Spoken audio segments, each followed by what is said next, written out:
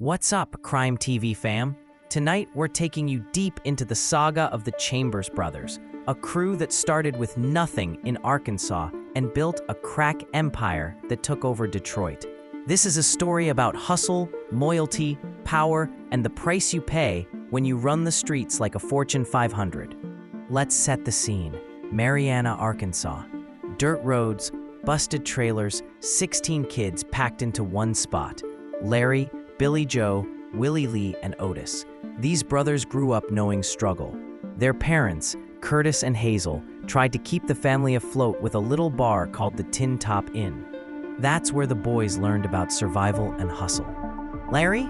He was always wild. Trouble followed him everywhere. He got locked up for stealing cars, broke out, went on a robbery spree, even shot a state trooper. 9 years in prison couldn't hold him. He kept escaping, kept running the streets, never snitching, even when his own brother flipped. That's the kind of loyalty and stubbornness that set the tone for what was coming.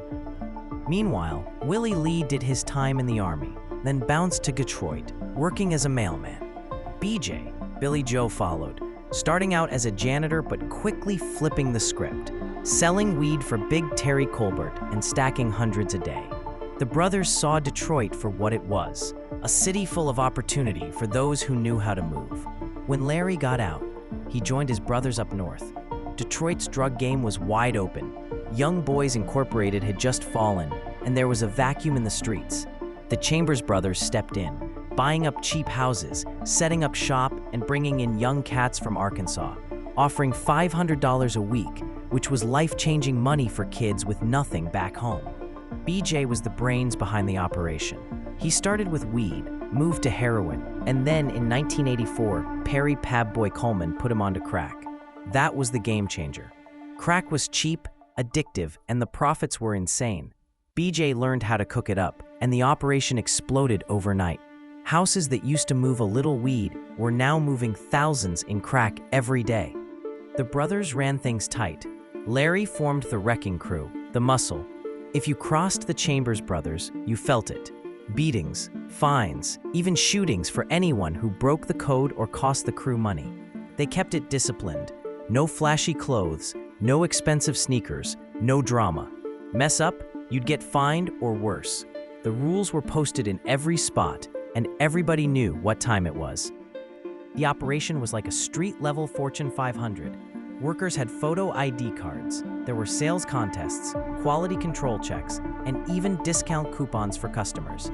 The crew was organized. Couriers, enforcers, cooks, sellers, all clocking in, all knowing their role.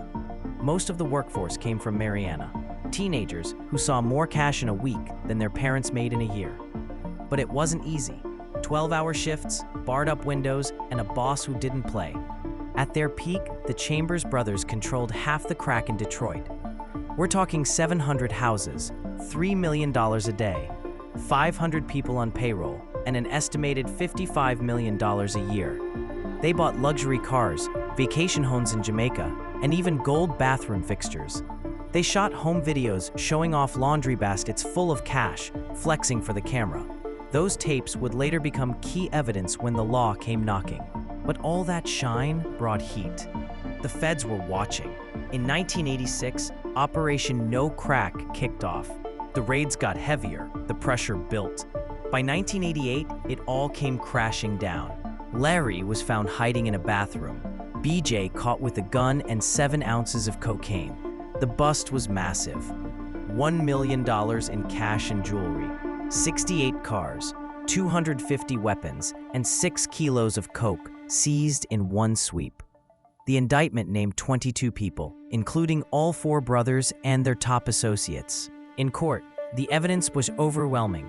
Those home videos, stacks of cash, and a whole city's worth of witnesses.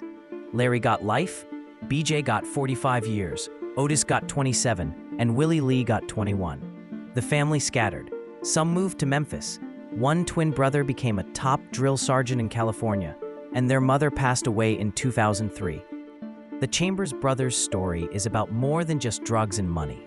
It's about ambition, discipline, and the cost of chasing power in a city that never sleeps. They went from Arkansas dirt roads to running Detroit, but in the end, the streets always collect. That's the real. Stick around, Crime TV fam. There's always more to the story.